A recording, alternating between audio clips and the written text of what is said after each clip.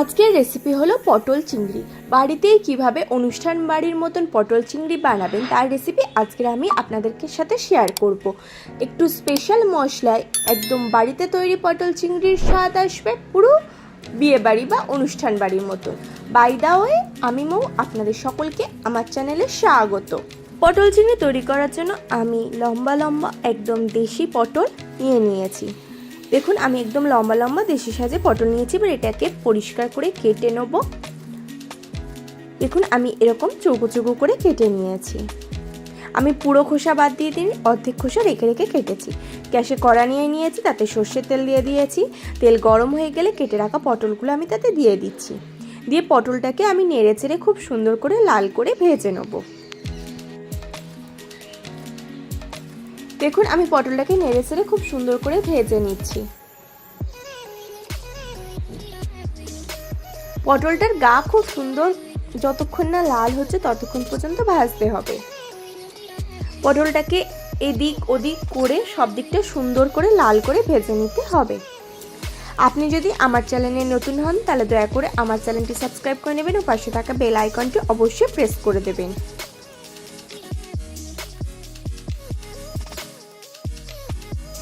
পটলের গা খুব সুন্দরভাবে লাল হতে শুরু করছে।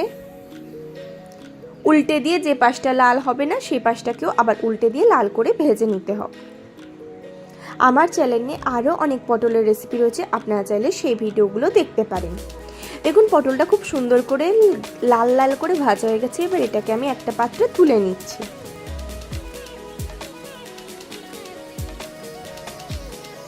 দেখুন, পটলটাকে আমি একটা পাত্রে সমস্তটা তুলে নিয়েছি। এবার ওই তেলেই আমি ডুমো ডুমো করে কেটে রাখা আলু দিয়ে দিচ্ছি।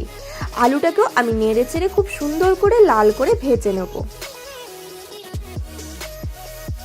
দেখুন, আলুটার গাও খুব সুন্দরভাবে লাল হয়ে গিয়েছে। আলুটাকেও সেম আমি উল্টে পাল্টে দুদিকটাই লাল করে ভেজে নেব।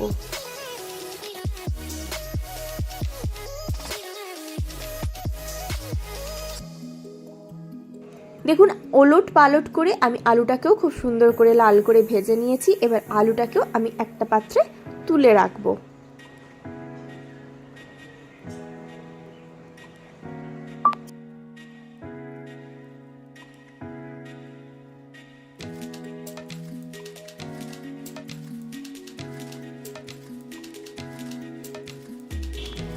এবার ওই তেলে আমি দিয়ে দেবো চিংড়ি। চিংড়ি দিয়ে চিংড়িটাকেও আমি নেড়ে চেড়ে খুব সুন্দর করে লাল করে ভেজে নেব। দেখুন, চিংড়িটা খুব সুন্দরভাবে ভাজা হয়ে গিয়েছে। চিংড়ির গা লাল হতে শুরু করছে। এবার চিংড়িটাকেও আমি তুলে নিয়ে একটা পাত্রে রেখে দেবো।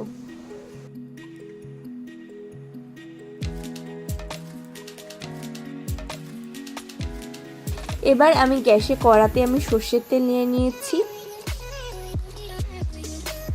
তেল গরম হয়ে যাওয়া পর্যন্ত অপেক্ষা করব। তেল গরম হয়ে গেলে এতে আমি দিয়ে দেবো একটা চেরা শুকনো লঙ্কা, একটা তেজপাতা দিয়ে এটাকে হালকা নেড়ে চেড়ে নেব। নেড়ে চেড়ে নেওয়া হয়ে গেলে এতে আমি দিয়ে দেবো পেঁয়াজ বাটা। পেঁয়াজ বাটা দিয়ে এটাকে খুব সুন্দরভাবে নেড়ে চেড়ে কষিয়ে নেব।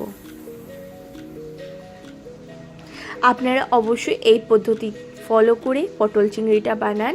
এই পটল চিংড়ির স্বাদ একদম অনুষ্ঠান বাড়ির মতনই আসবে। নেড়ে চেড়ে পটল চিংড়িটাকে খুব সুন্দরভাবে আমি ভেজে নিয়েছি। এবার এতে দিয়ে দেবো আদা রসুন বাটা। আদা রসুন বাটা দিয়েও এটাকে মশলার সাথে খুব সুন্দরভাবে কষিয়ে নেব।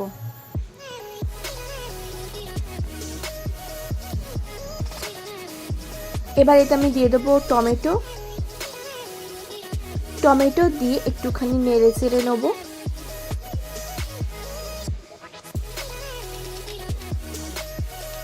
দিয়ে এবার এটা ঢাকনা চাপা দিয়ে দেবো। 2 মিনিট পরে ঢাকনা সরিয়ে নেব। নিয়ে এটা আমি দিয়ে দেবো পরিমাণ মতো নুন। নুন দিয়ে এটাকে আমি নেড়ে চেড়ে নেব।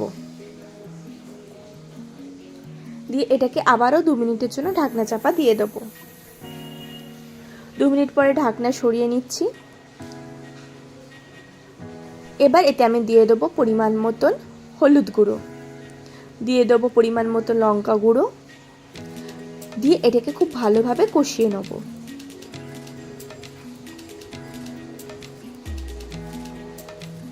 পেঁয়াজ, আদা, রসুন, হলুদ, লঙ্কা দিয়ে খুব সুন্দরভাবে আমি মশলাটাকে কষিয়ে নিচ্ছি। এবার এতে আমি দিয়ে দেবো কাশ্মীরি লঙ্কার গুঁড়ো, দিয়ে সবগুলো উপকরণকে খুব ভালোভাবে কষিয়ে নেবো যতক্ষণ এর কাঁচা গন্ধ চলে যাচ্ছে।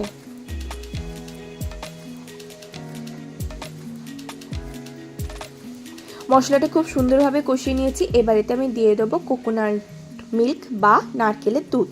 আমি এখানে রেডিমেড বাজারে যে কিনতে পাওয়া যায় সেই কোকোনাট মিল্ক ব্যবহার করেছি। আপনারা নারকেল কেটে জল বার করে গুঁড়ো করে তার থেকেও মিল্ক বার করে দিতে পারেন। দিয়ে এর সাথে খুব ভালোভাবে কষিয়ে নেব। আপনারা যদি অনুষ্ঠান বাড়ির মতন চিংড়ি পটলের স্বাদ পেতে চান তাহলে অবশ্যই এই নারকেলের দুধটা ব্যবহার করবেন। এই স্পেশাল কিছু কিছু ট্রিক্স অ্যান্ড টিপস অনুষ্ঠান বাড়িতে ব্যবহৃত হয়, যার জন্য এই পটল চিংড়ির স্বাদ বাড়ির থেকে অতিরিক্ত সুন্দর আসে। দেখুন, দিয়ে সমস্ত কিছু খুব ভালোভাবে কষিয়ে নিয়েছি এবং মশলা থেকে ধীরে ধীরে তেল ছাড়তে শুরু করেছে।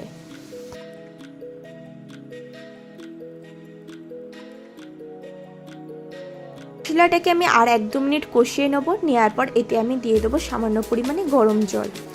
গরম জল দিয়ে এই মশলাটাকে একটুখানির সাথে নেড়েচেড়ে নেব। নেড়েচেড়ে নিয়েছি। এবার এতে আমি দিয়ে দেবো ভেজে রাখা পটল ও আলু। পটল ও আলু দিয়ে খুব সুন্দরভাবে মশলার সাথে কষিয়ে নেব।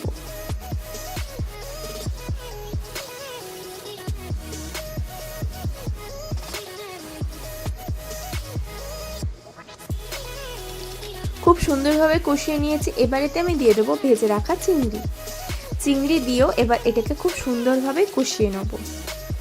আপনারা অবশ্যই এই পদ্ধতি ফলো করে একবার এই পটল চিংড়িটা বানান, পুরো অনুষ্ঠান বাড়ির মতন স্বাদ আসবে।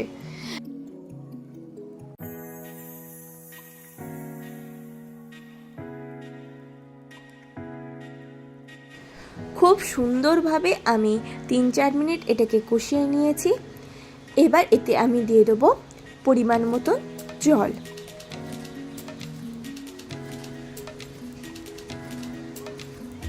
খুব বেশি জল দেবেন না, তরকারি সমস্ত সবজি সিদ্ধ হওয়ার জন্য যতটাই জল দরকার ঠিক সেই অনুপাতে জল দেবেন। আমি পরিমাণ মতন জল দিয়ে দিয়েছি। দিয়ে সবজির সাথে খুব ভালোভাবে মিশিয়ে নিয়েছি। প্রসঙ্গত বলে রাখি, এই সময় গ্যাসের ফ্লেমকে আমি একদম হাই করে দেবো। সমস্ত রান্নাটি আমি মিডিয়াম টু লো ফ্লেমেই করেছি, কিন্তু জল দেওয়ার পর আমি গ্যাসের ফ্লেম হাই করে দেবো। দিয়ে সমস্তটা ফুটে যাওয়া পর্যন্ত অপেক্ষা করব। দেখুন, এটা খুব সুন্দরভাবে ফুটে গেছে। এবার এতে আমি সামান্য একটুখানি চিনি দিয়ে দেবো, দিয়ে আবার একটুখানি নাড়িয়ে চাড়িয়ে দেবো। নাড়িয়ে চাড়িয়ে দিয়ে আমি গ্যাসের ফ্লেম কমিয়ে দেবো এবং এটাকে ঢাকনা চাপা দিয়ে সিদ্ধ হতে দিয়ে দেবো। 7-8 মিনিট পর আমি ঢাকনা সরিয়ে নেব। নিলে দেখুন পুরো অনুষ্ঠান বাড়ির মতন পটল চিংড়ির কালার এসছে। এবার এটাকে একটুখানি নেড়ে চেড়ে নেব।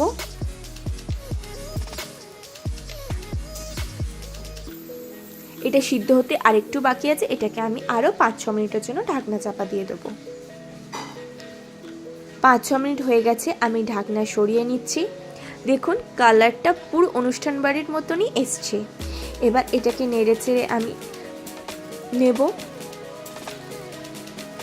এবার এতে আমি দিয়ে দেবো বাড়িতে তৈরি গরম মশলা আর দিয়ে দেবো ঘি।